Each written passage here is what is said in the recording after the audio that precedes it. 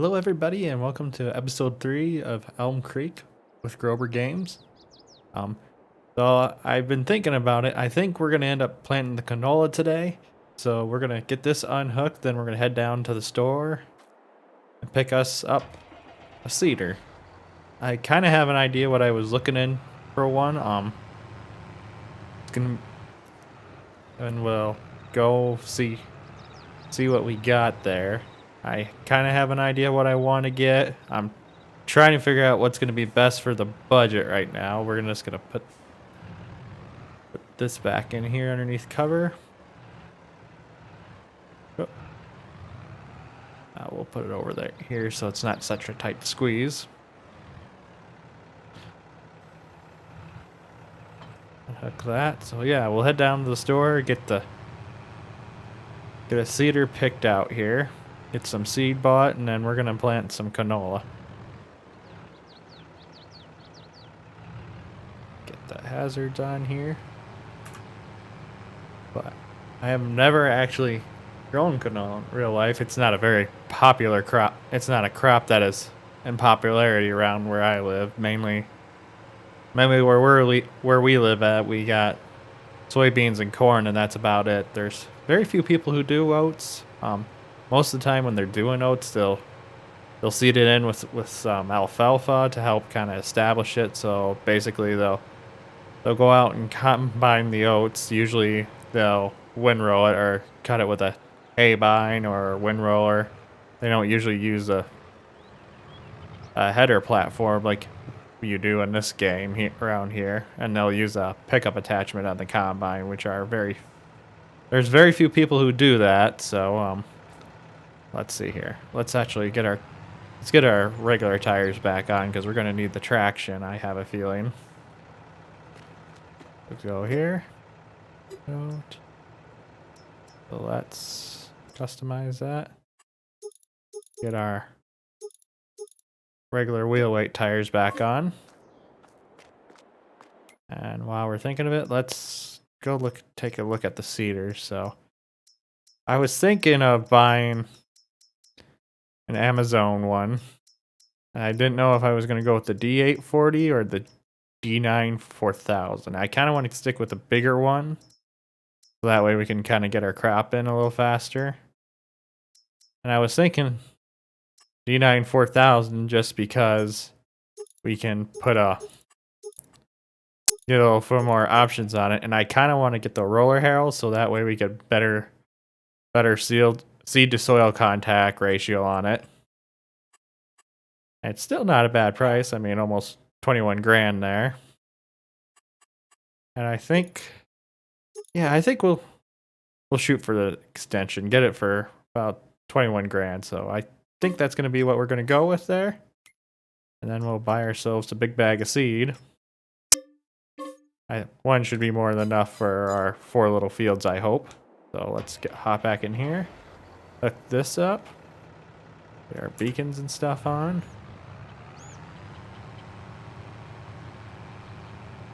And there we are.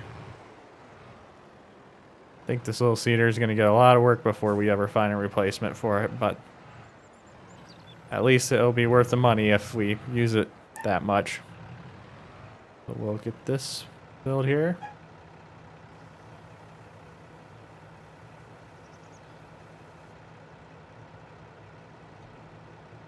Sorry about the silence there. I had to go check on the dog, seeing what he was getting at. Him and his brother are fighting with each other. We have, the girlfriend and I, we have two dogs. We got a terrier mix and a Sheltie Collie Golden Doodle mix. He's the ultimate mutt, but he's not the brightest dog around, but he is a very good dog. Maybe that's what I should do while I'm thinking of it. I should invest into a dog house and put it in games. Give us something to interact with every time we come back to our session. But right now I want to get the canola done, and then if we got time, I think we're gonna head out and maybe pick up that mowing, that baling contract from earlier. We'll obviously rent everything, which will give us a little bit less income, but it is what it is. We're starting out. We don't have a whole lot of money. So we don't have a whole lot of ways to do all the custom work we can, but we could still make a decent amount out of it. And the way Chuck talked to me about with some of these harvest contracts, usually they'll let you keep a little back for yourself, or they'll pay you out a little depending on how well everything goes. So I think that's what we got planned for the day right now. I want to get the headlands done at least here. And that's something I never usually called them. Like growing up, I never heard the phrase until I went to do an internship for a farmer further north of us for college. I've never heard that phrase headlands until then. Otherwise, my family and we always just called them end-rows, but it's all the same in the end. It's just kind of interesting when you think about it, still being in the same state, so to speak. Everyone's got different terms for what they call everything. But yeah, I think right now we'll do a little time lapse here. Get these two fields all planted and get our headlands done. And we'll come back. So we'll see you guys in a little bit.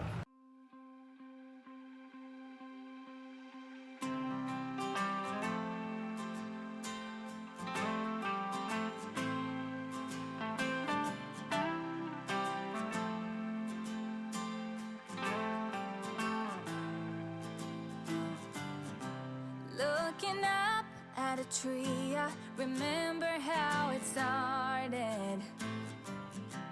I was lost in a dream when the fire in my heart said an open rose. I've already found sunlight, the feeling grows, and anything sounds alright. I'm breaking loose, living in the moment in my own balloon.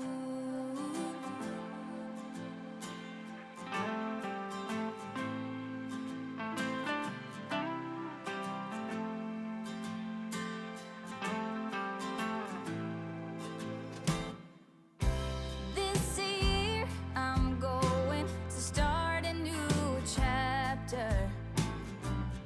Ignore the tears and only write down the laughter. An open rose. I've already found sunlight, the feeling grows, and anything sounds alright. I'm breaking loose, living in the moment. There we are. We got our first field officially, first crop officially in. I gotta do a little touch up. I wasn't really paying close attention, so I left a few unplanted strips in the field. I know this whole little strip along the edge here from going back and forth when I was lifting it has a little bit, so we'll touch that up quick. And then I know there's one along the other side of the field. I was kind of trying to get most of the space, but ended up messing it all up with the drill, pushing it a little too wide there. Right there it is. Little strip there. And I think there's one more. Oh, yep, right there. Gotta make sure we get every little bit we can. We don't have much to start with, so we gotta make the most of everything, but there we are. Got our first official field planted till the spring.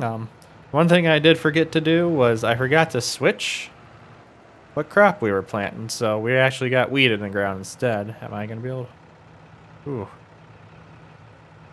Nope, that's a little too wide. Just have to park this in the shop for now. Thought I could get it squeezed in there, but it's just a little bit bigger than I thought it'd be. Still got to pick up our truck yet. But I think after we get this put away, a tight squeeze over the pit here. There we go. Set it on down there. Unhook it, and there we are. Got our drill put away, so I think we are going to pick up that contract for the baling job. Oh, I never collected that money from that. Field 19, so I think we'll grab that. We'll borrow everything. So I think what we'll do here is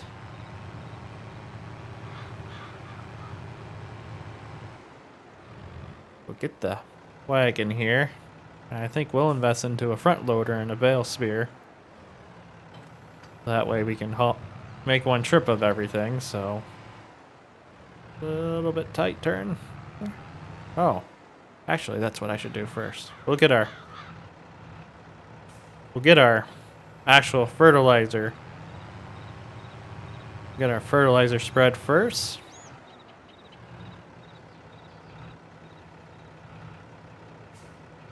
Our field, so that way it's ready to go. Then we'll probably have to do some spraying in the spring for the weed control, and I haven't decided if we're gonna end up renting the sprayer for the first year or if we're gonna outright buy it, because I would like to have our own combine when harvest comes around, but it's gonna be kind of touch and go, because if you think about it, we're gonna be set. I'm guessing we'll be set back like 15,000 for our loader and bale spear, but the loader we'll end up using for our own stuff when we get to that point. So it's kind of a future investment thing, and we still gotta buy a disc harrow for when we're tilling our ground. So we still got quite a bit of investment to do. It doesn't feel like we do, though. It's kind of weird, but yeah. So we'll get this done. We'll get this put away. We'll do kind of a time lapse here again. Get the hay taken care of in field 19, which is quite a jaunt away. So I think we might get a little help, someone to help us here, drive the equipment over. But we'll get a loader purchased and everything, and we should be good to go here. So we'll drop off our weight here too, because I don't think we'll need it. Set that right here. But yeah, we'll see you guys in a bit. In my own balloon.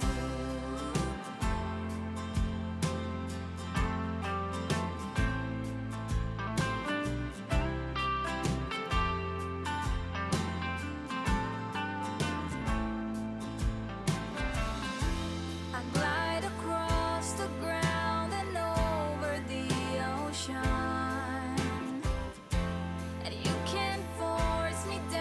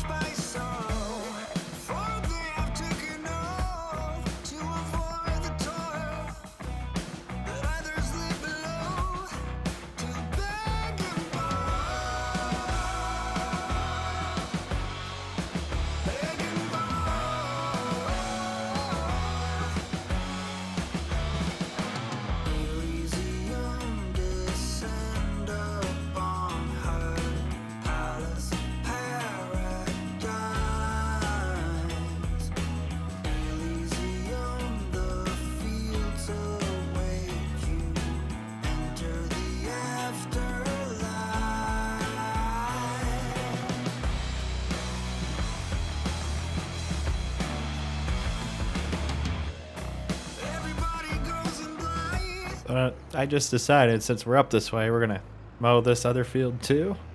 Um, had a little bit of issues with the helper, as you can see. They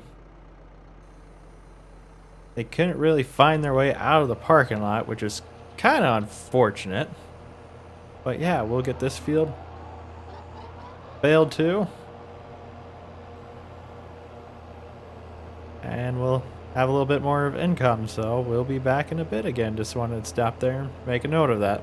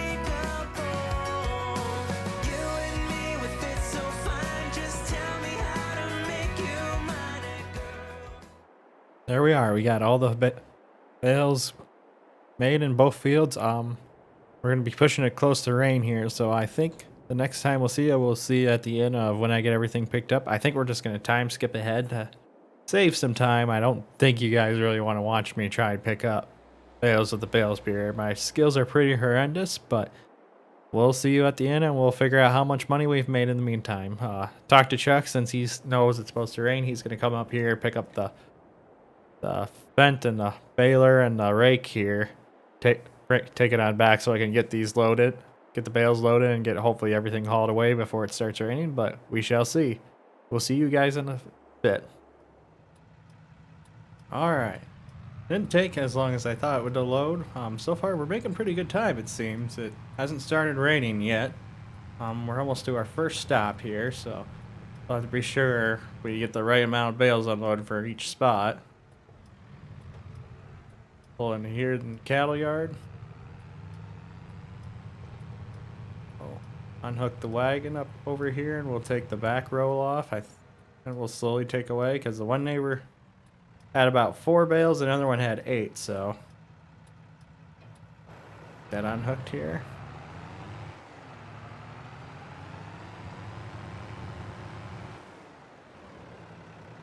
Swing around here. Should be able to unload 2 at once. I don't think they should be too terribly heavy. These are some of the smaller.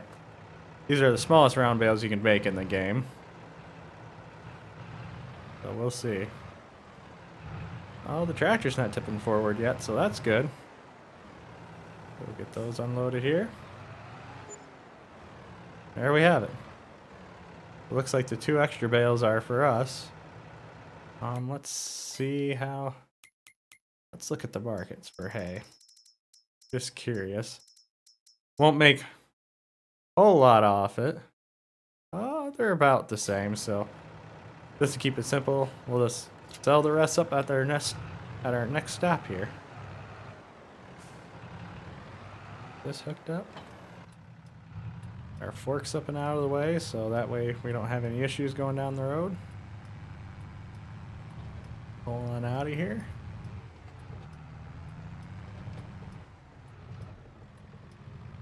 Turn here.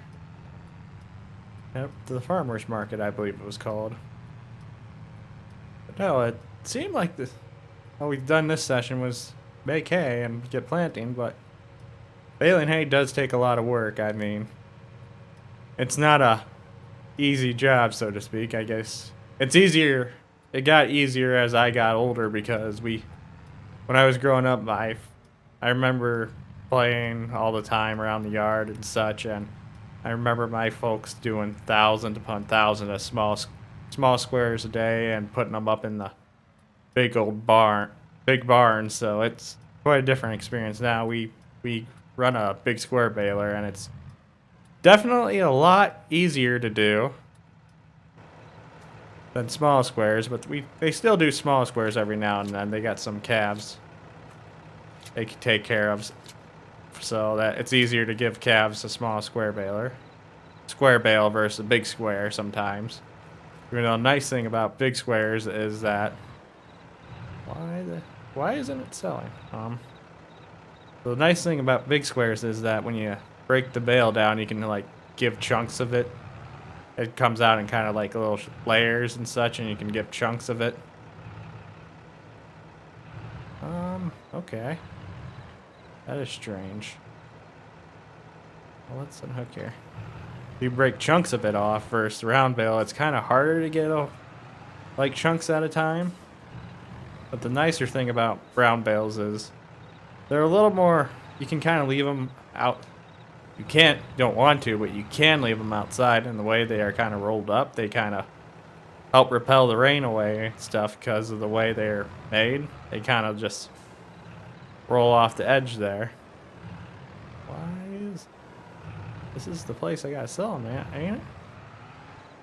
Oh, there we go. Apparently the wagon's too high, so we'll just unload all these quick here.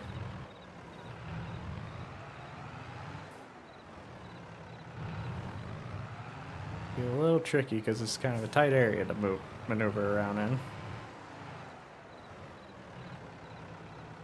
I didn't understand why they weren't selling before. I figured the sell marker would be triggered, but I guess not. So let's grab that one first. There we go. Oh, pulled too many off.